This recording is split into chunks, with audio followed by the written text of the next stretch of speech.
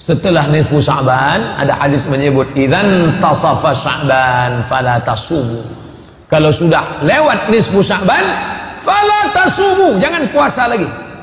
Nanti ada ibu yang puasa tanggal 21 Sya'ban. Ibu kok nggak makan? Saya puasa. Apa ibu nggak tahu hadis ini? Idzan tasafa Sya'ban fala tasumu. Kalau sudah nisfu Sya'ban jangan puasa lagi. Lalu ibu bapak pun banyak yang takut puasa karena orang menyebut jangan puasa lagi, jangan puasa. Padahal hadis ini ada penjelasannya. Jangan dibaca hadis itu bulat-bulat. Yang tidak boleh puasa itu adalah orang yang memulai puasa sunat setelah nisfu Sya'ban. Itu yang tak boleh. Selama ini tak pernah dia puasa. Rajab tak ada puasa. 1, 2, 3, 4 ini dia tak ada puasa. Tiba-tiba setelah nisfu Sya'ban dimulainya puasa sunat. Itu tak boleh. Itulah makna hadis itu, idzan tasafa Sya'ban. Kalian yang tak pernah puasa sebelumnya, tiba-tiba setelah nisfu Sya'ban kalian mulai puasa sunat, fala tasumu.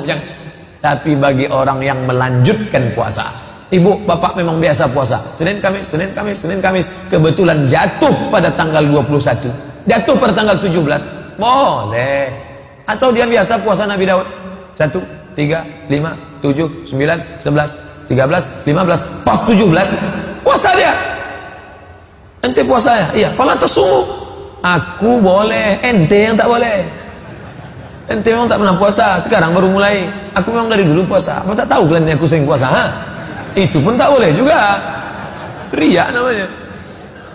Idzan tasafa Sya'ban, yang dimaksud idzan tasafa kalau sudah lewat pertengahan, memulai puasa.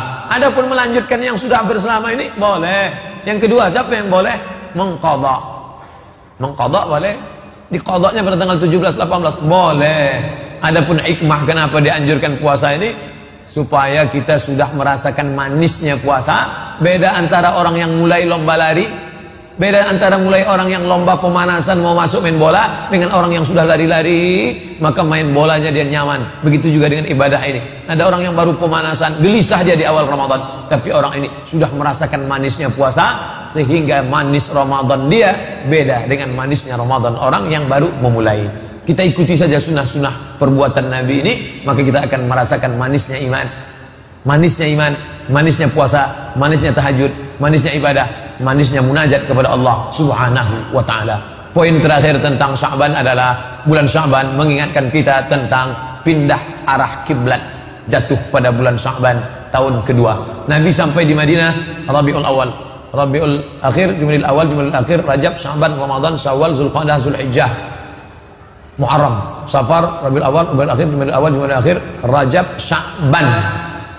Jadi kalau ada yang mengatakan Nabi menghadap ke Baitul Maqdis 17 bulan, dia ngitungnya dari Rabiul Akhir. Nabi menghadap ke Baitul Maqdis 18 bulan, dia menghitungnya dari Rabiul Awal.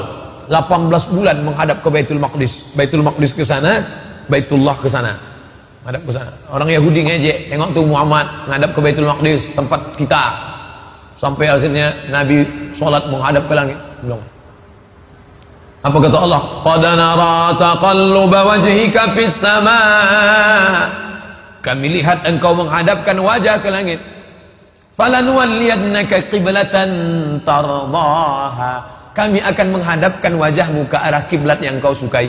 Akhirnya turunlah ayat, fawalli wajhaka syatral masjidil haram. Hadapkanlah wajahmu ke arah Masjidil Haram. Ayat itu turun pada waktu zuhur. Zuhur ayat itu turun di kota Madinah Al-Munawwarah. Orang Kuba baru berpindah arah kiblat subuh. Asar, maghrib, isya, subuhnya barulah orang yang ada di Kuba, sampai ayat itu disampaikan oleh sahabat ke Kuba, barulah mereka pindah arah kiblat ke arah Masjidil Haram. Itu terjadi pada bulan Sya'ban. Maka bulan Sya'ban mengingatkan kita tentang Al-Masjidil Aqsa.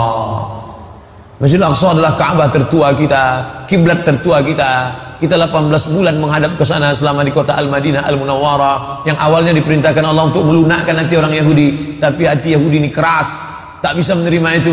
Maka Allah balikkan arah kiblat. Tidak ada alasan orang Yahudi degil, padahal sudah dilunakkan dengan tengoklah Nabi Muhammad ini sama dengan Musa, Nabi Muhammad ini sama dengan Isa. Kenapa kalian menolak? Yang dibawa oleh Musa sama dengan yang dibawa oleh dia.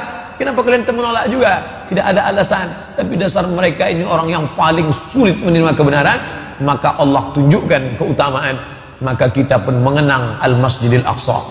Adik-adik, mahasiswa, mahasiswi, bapak-bapak, ibu-ibu, buat wallpaper laptop Masjidil Aqsa, buat gambar HP Masjidil Aqsa. Ini Ustaz ini ceramah aja atau ngomong aja. Saya dari dulu wallpaper memang Masjidil Aqsa, supaya ketika hidup nampak Masjidil Aqsa. Ini enggak, wallpapernya artis. Ingat artis aja dah. Buat Masjidil Aqsa. Subhanalladzi asra bi 'abdihi lailan minal masjidil haram ila al-masjidil aqsa alladzi barakna haulah. Mengenang itu, kita akan mengenang bagaimana keadaan saudara-saudara kita di Palestina sekarang.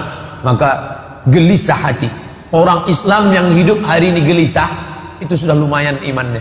Gelisah aja dia memikirkan Masjidil Aqsa, sehingga dengan kegelisahan itu menetes air matanya, berdoa, Allahumma ansuri ikhwanal mujahidin fi Falastin, naik khotib hari Jumat, mengingat itu sudah alhamdulillah. Jangan sampai kita berada pada posisi nyaman, adem, ayam, tentram, tenang, padahal kita tidak mestinya tenang. Orang Islam yang hatinya gelisah dengan keadaan saudaranya dapat pahala, gelisah dengan keadaan umat dapat pahala, gelisah orang tak sholat dapat pahala, gelisah dengan orang tak mengqadha puasa nyantai saja dapat pahala. Susah hati, kenapa? Karena agama Allah ditinggalkan. Maka berubah dalam wujud ilmu, amal, ilmu, amal, ilmu, amal. Ilmunya sudah kita kaji, tinggal lagi beramal.